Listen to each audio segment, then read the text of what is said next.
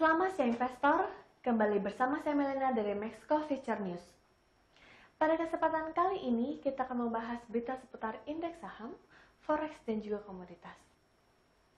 Dimulai dari bursa saham Amerika Serikat yang berakhir bervariasi pada akhir perdagangan Rabu waktu setempat atau Kamis waktu Indonesia Barat. Bursa saham Wall Street diuntungkan oleh penurunan imbal hasil obligasi Amerika Serikat. Tetapi, sentimen negatif datang dari Parlemen Amerika Serikat. DPR Amerika Serikat menyetujui pemakzulan Donald Trump seminggu sebelum lengser karena beliau telah menghasut pemberontakan disertai kekerasan. Kamis 14 Januari 2021, indeks Dow Jones Industrial Average turun 8,22 poin atau 0,03% menjadi 31.060,47. Sedangkan S&P 500 meningkat sebanyak 8,65 poin atau 0,23% menjadi 3.809,84.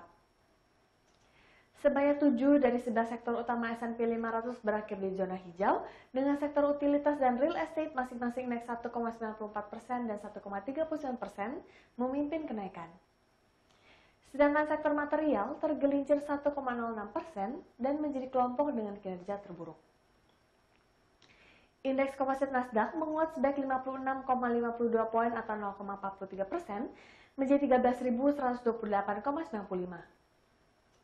Penutupan yang lebih tinggi oleh Nasdaq dan S&P 500 terjadi merespon penurunan imbal hasil obligasi Amerika Serikat 10 tahun setelah mengakhiri sesi sebelumnya pada level penutupan tertinggi sejak pertengahan Maret.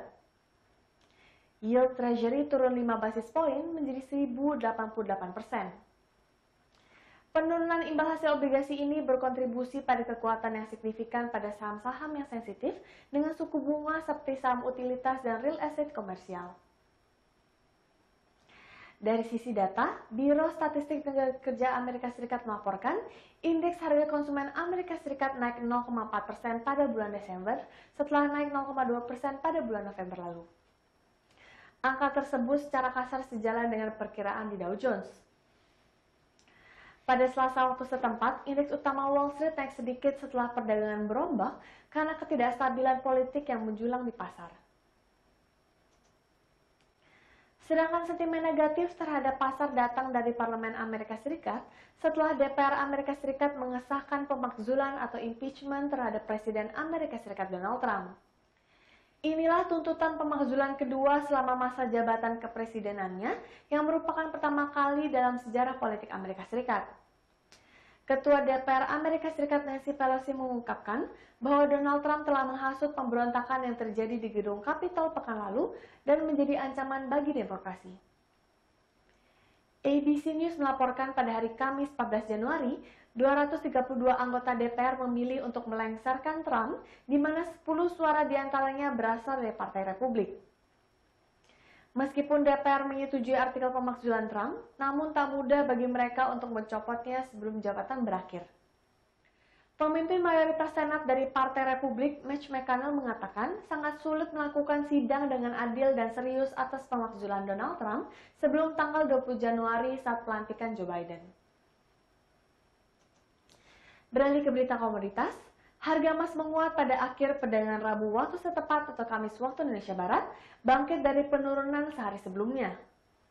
Penguatan didukung oleh data yang menunjukkan kenaikan harga konsumen di Amerika Serikat dan ekspektasi bahwa lebih baik stimulus fiskal dari pemerintahan Joe Biden dapat memicu inflasi yang lebih tinggi.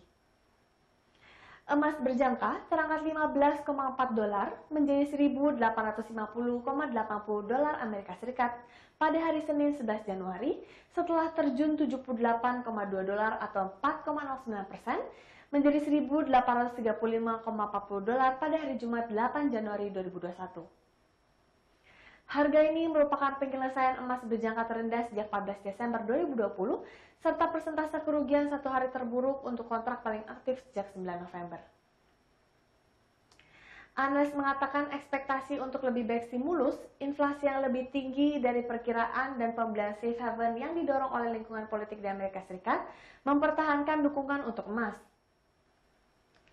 Naiknya indeks harga konsumen menunjukkan bahwa ada sedikit kenaikan inflasi dan hal ini selalu mendukung harga emas. Sedangkan harga minyak kembali terkoreksi pada awal perdagangan Kamis 14 Januari.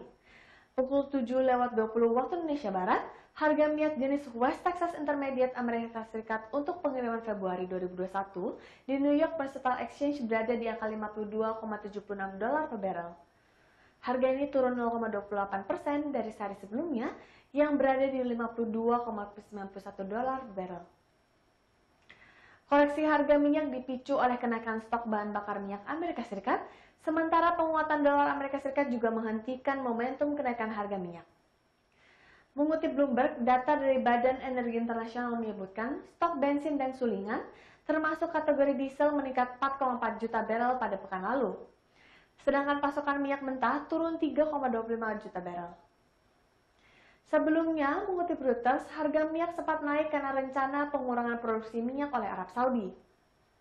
Sementara itu, Badan Internasional Energi memperkirakan produksi minyak mentah Amerika Serikat pada tahun 2021 akan turun sebesar 160.000 barel per hari menjadi 11,1 juta barel per hari. Penurunan ini lebih kecil dari yang diperkirakan sebelumnya, yakni sebesar 240.000 barel per hari. Harga yang lebih tinggi telah mendorong perusahaan energi Amerika Serikat untuk meningkatkan aktivitas pengeboran dengan rig minyak Amerika Serikat naik minggu lalu ke level tertinggi sejak bulan Mei. Sekian berita seputar indeks saham, forex, dan komoditas untuk hari ini. Saya Melina pamit undur diri. Terima kasih dan sampai jumpa lagi.